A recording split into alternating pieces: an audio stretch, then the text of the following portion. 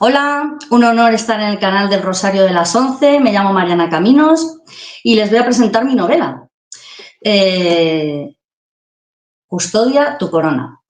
Primero me presento brevemente. Lo más importante que les puedo contar de mí es que a mis 29 años conocí a Jesucristo y un tiempo después entré en San Dámaso, en Madrid, a estudiar ciencias religiosas. Me licencié y actualmente soy profesora de religión en 2 institutos de La Mancha. Estoy casada y tengo 2 hijos, Pablo y Clara. Bueno, pues primero les comento por qué escribo este libro, la motivación del libro. La primera razón fue la preocupación, una preocupación que iba en aumento por la deriva de la Iglesia, porque lo que estamos haciendo bien, pues está bien, ¿no? Pero lo que no estamos haciendo bien, pues está llevando a muchos fieles por delante y eso evidentemente me preocupa. Bueno, yo sigo un podcast que se llama Terra Ignota y una persona del podcast le dijo a un amigo algo que me golpeó. Le dijo, deja de quejarte o quéjate, pero también haz cosas. Y ese haz cosas me interpeló, ¿no? Y decidí construir la novela. Bueno, también pensé en escribirla para regalársela a mis alumnos al despedirlos en bachillerato. Quizá un día decidan leerla y les pueda mover a volver a la iglesia. También lo he hecho porque quiero que quede para mis hijos, ¿no? Para que tengan el testimonio de lo importante que es Jesucristo y la iglesia para mí. Porque, bueno, yo sé la iglesia en la que vivimos hoy, pero visto lo visto, no sé en qué iglesia tendrán que vivir ellos mañana, ¿no? Socialmente no sé hasta qué punto los cristianos serán cancelados o perseguidos. Y me inquieta que mis hijos en su edad adulta pues tengan miedo, ¿no? Y no recuerden que en el horizonte está pues que Cristo vuelve. Es una novela que empuja a la militancia, que invita a recuperar la iglesia militante, que recupera una iglesia que condena el mal, no solo propone el bien, sino que condena el mal. Y bueno, cuento una historia en la que se defienden las palabras de Cristo en toda su grandeza y en toda su crudeza, ¿no? Sin arrancar páginas de la Biblia. Como diría el padre Rabasi, es una novela que habla con parresía, ¿no? La parresía es un término griego que significa decir todo en el sentido de decir valientemente todo lo que uno tiene que decir, sin callarse nada, ¿no? Hablar con franqueza, hablar sin miedo, decir cosas que son aparentemente ofensivas, pero que en realidad son buenas para aquel a quien se le dicen. Es también una denuncia, este texto, este libro, es también una denuncia contra ese Cristo hippie que se nos quiere vender, ¿no? Que defiende la unidad, pero a costa de la verdad, porque la verdad, pues, es incómoda, ¿no? Y nos arranca del mundo. Es también un recordatorio de que no hemos venido al mundo a ser felices, sino que hemos venido a conocer, a amar y a servir a Cristo. Y eso en ocasiones nos hará felices y en otras nos costará o incluso nos hará sufrir, ¿no? Tenemos el testimonio de los mártires, de miles de ellos que confirman que seguir a Cristo puede costar la vida. La novela es también una llamada a tener presente siempre la segunda venida, que es promesa verdadera. Y bueno, luego han habido otras motivaciones que provienen de mi historia personal, como la importancia de la patria y del sentido de pertenencia. Pues la patria tiene un peso importante en el libro y también he querido tocar temas filosóficos, religiosos, escatológicos, ¿no? Pues como el peso del pecado y la vida sin Dios, la muerte, el juicio particular, el infierno y el paraíso, y todo pues dentro de una historia novelada, ¿no? Con un punto contestatario, porque puede ser una lectura atractiva para un adulto, pero también lo he orientado un poco a los jóvenes, ¿no? Y aquí detrás tengo la portada. Lo que he querido transmitir con la imagen de la catedral abandonada es el deterioro, ¿no? De la iglesia, la crisis y el momento de oscuridad que estamos pasando. Y bueno, muchos pensarán, pues yo creo que no estamos tan mal. Bueno, pues el abandono del lugar pues ha traído vida, ¿no? En el suelo hay plantas y se eleva por la izquierda un árbol, ¿no? Un árbol enorme que se ha abierto camino con la poca luz que entra. Y pues quise un árbol porque si por un árbol entró el pecado, por otro árbol entró la gracia, ¿no? El árbol de la cruz, donde estuvo clavada la salvación del mundo. Luego tenemos a un sacerdote que quise poner porque ellos son la clave, ¿no? Ellos son los únicos que pueden traernos a Jesucristo sacramentado hasta que llegue la parusía, ¿no? Es un curita joven con quien he querido significar pues la juventud de la Iglesia, ¿no? El sacerdote además está muy sereno, ¿no? Incluso está relajado, ¿no? Está rezando tranquilo y por su postura incluso pues parece que el entorno pues no le perturba, ¿no? Está mirando al árbol, el árbol de la cruz, ¿no? Y tiene un rosario en la mano, ¿no? Que ha sido mi forma de hacer presente a María, ¿no? Él sabe que aunque sean tiempos de apostasía, el triunfo está asegurado, ¿no? Es un sacerdote que tiene su corazón en Dios, que tiene su corazón en María, ¿no? Y su sotana, porque lleva sotana, no sé si se ve bien en la imagen, pero a ver si se ve bien mejor aquí, en esta imagen, no sé si lo ven ahí. Lleva sotana, quiere significar la tradición, ¿no? La tradición que pide repetidamente el libro del Apocalipsis que sea conservada. Y bueno, por último el título, Custodia tu corona. Pues Custodia tu corona es un mandato que aparece en el Apocalipsis y que se nombra varias veces en los textos que utilizo, que son las 7 cartas a las 7 iglesias y los 7 sellos, ¿no? Primero aparece en la segunda carta a las iglesias, que es la de Esmirna, donde dice, mantente fiel hasta la muerte y te daré la corona de la vida, que significa pues el paraíso, ¿no? Ir con él. Luego, más adelante, en la carta a la iglesia de Filadelfia, dice, mantén con firmeza lo que tienes, para que nadie te arrebate tu corona de la vida, ¿no? Y por último se nombra en el primer sello, donde dice, miré y había un caballo blanco y el que lo montaba tenía un arco y se le dio una corona, ¿no? La corona simboliza el triunfo, ¿no? La causa cristiana vence a pesar del asesinato de muchos de sus miembros. Y luego tenemos el subtítulo, ¿no? Que es el Apocalipsis de Tiatira. Bueno, la palabra Apocalipsis era importante ponerla pues por dejar clara la temática, ¿no? Y luego elegí Tiatira porque Tiatira es la iglesia en su apogeo, ¿no? Es la iglesia en su apogeo hasta que llegó la Reforma protestante que dividió el cristianismo. Pues son los años de las cruzadas, de las catedrales, de la suma teológica, de la expulsión del Islam, ¿no? De la evangelización de América, ¿no? Es un momento histórico en el que la fe lo invade todo, ¿no? Pero se habla también de la infidelidad y de que se ha agotado el tiempo para la conversión. Es decir, Jesús pide que guardemos bien lo que tenemos, la tradición, ¿no?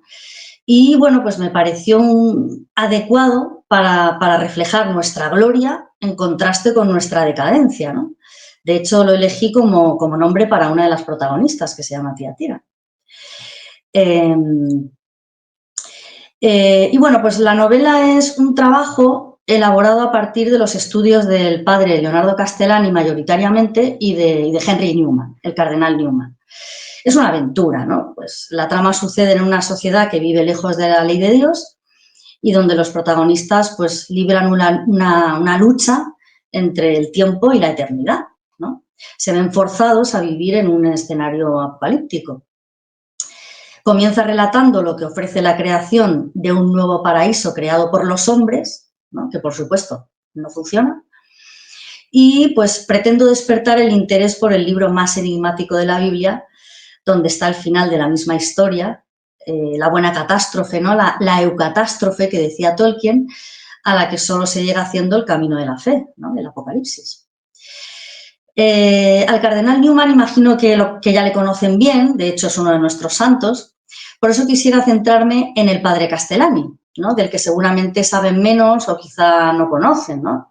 El padre Leonardo Castellani fue un jesuita argentino que vivió entre 1989 y 1981 y bueno, pues era un sabio, ¿no? Era un filósofo, teólogo, periodista, doctor en psicología, dominaba muchos idiomas, vamos, que era un genio, un escritor prolífico, escribió ensayos filosóficos, religiosos, cuentos, poesía, ¿no? En España lo da a conocer sobre todo Juan Manuel de Prada. Él dice que Castellani cambió su vida y su fe. Bueno, pues es un sacerdote que libra una lucha muy fuerte contra el fariseísmo, contra el liberalismo, el marxismo y contra el modernismo, ¿no? Y su lucha le llevó a que le suspendieran a Divinis, ¿no? Desde el 49 al 66, ¿no? 17 años, ni más ni menos, estuvo suspendido, ¿no?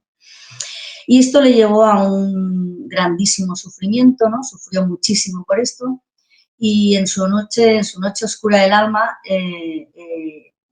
llega a sufrir pues una metamorfosis, ¿no? En la que entiende y analiza todo desde los horizontes de la eternidad, ¿no? Aborda los problemas temporales siempre a la luz de la parusía, ¿no? Desde el final de la misma historia. Y tras esos 17 años le levantaron la suspensión, volvió al ministerio, aunque rechazó volver con los jesuitas. Bueno, pues era un sacerdote que no compadreaba con el mundo, ¿no? Con un fondo único, era un contestatario, pero no a cosas, o sea, no a cosas o a personas concretas, sino que golpeaba en el cimiento, ¿no? En el cimiento de las modas, ¿no? Las detectaba con suma claridad y las denunciaba. Y era odiado por eso, porque acertaba, ¿no? Era un hombre que presentaba el pensamiento católico sin miedo, ¿no? Con parresía, como decía antes. Un profeta adelantado a su tiempo, como todos los profetas, ¿no? Pues que transforma a quien lo lee, porque te enseña a pensar, ¿no? Es un hombre que te ayuda a volver a la batalla. Y bueno, el tema central del libro es este, ¿no? Es el apocalipsis cristiano, que no se estanca en la decadencia de la humanidad y en el reinado del anticristo, sino que recorre por la fe un camino de esperanza, ¿no? Hasta la segunda venida, porque Cristo vuelve, el libro del Apocalipsis es un libro de esperanza, es el libro de la esperanza cristiana, donde hay dolor y hay muerte, pero también hay vida, ¿no? Y la realización del fin último del hombre, que es volver a Dios. Los protagonistas de la novela van librando su batalla, ¿no? Al tiempo que comparten la lectura de las cartas a las 7 iglesias, ¿no? Y a los 7 sellos. Bueno, pues las cartas tienen una estructura general que responde a varios puntos, ¿no? En todas aparece, conozco tus obras, ¿no? Conozco tus obras, donde hace presente pues, lo heroico de esa iglesia, ¿no? Otro punto común es, pues, tengo contra ti, ¿no? Cuando dice esto, apunta a la infidelidad, ¿no? Le acusa por su pecado, ¿no? Le dice, pues, tengo contra ti que has abandonado el amor primero, por ejemplo, ¿no? Luego otro punto es conviértete. En prácticamente todas las cartas se pide la conversión. Luego también se repiten todas, tienes a tu favor, ¿no? Donde reconoce los actos de fidelidad de los miembros de esa iglesia. El siguiente, el quinto, es al vencedor le daré, ¿no? O sea, él es donde promete la vida eterna al que resista hasta el final. Te daré la corona de la vida, te daré la estrella de la mañana. Y luego cada carta termina diciendo, el que tenga oídos, oiga lo que el Espíritu dice a las iglesias. Y luego tenemos los 7 sellos, ¿no? Donde también existe una estructura general. San Juan es arrebatado al cielo y ve el trono, ¿no? Y quien lo ocupa le da al Cordero un libro sellado, ¿no? El Cordero es el único digno de abrir ese libro. Es el libro que contiene el desenlace de la historia. Tenemos del primer sello al cuarto una estructura común, donde San Juan oye a los vivientes que son semejantes a un león, un toro, un hombre y un águila, ¿no? Aludiendo a los 4 evangelistas. Y en cada sello primero dice ven, ¿no? Empieza con ven, ¿no? Como que le llama, ¿no? En el primer sello se presenta un caballo blanco con un jinete. En el segundo se ve a un caballo rojo que tiene el poder con poder de quitar la paz. En el tercero, un caballo negro con una balanza, ¿no? El jinete lleva una balanza. En el cuarto, un caballo pálido o amarillento, ¿no? Llamado muerte. Y bueno, pues todos ellos representan una época, una idea. Luego en el quinto sello se ve un altar con mártires debajo que piden justicia, ¿no? Es el reclamo de la segunda venida. En el sexto describen desastres naturales y se habla de un respiro, ¿no? Antes de la persecución universal.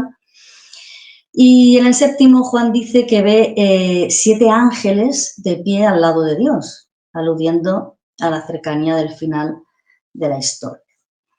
Y esta lectura es la que van desplegando los protagonistas de la novela al tiempo que viven pues, su apocalipsis particular, ¿no?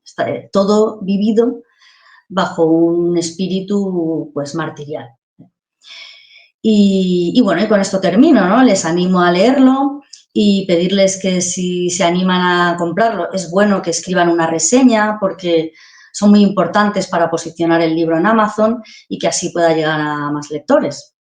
Así que, bueno, pues nada más.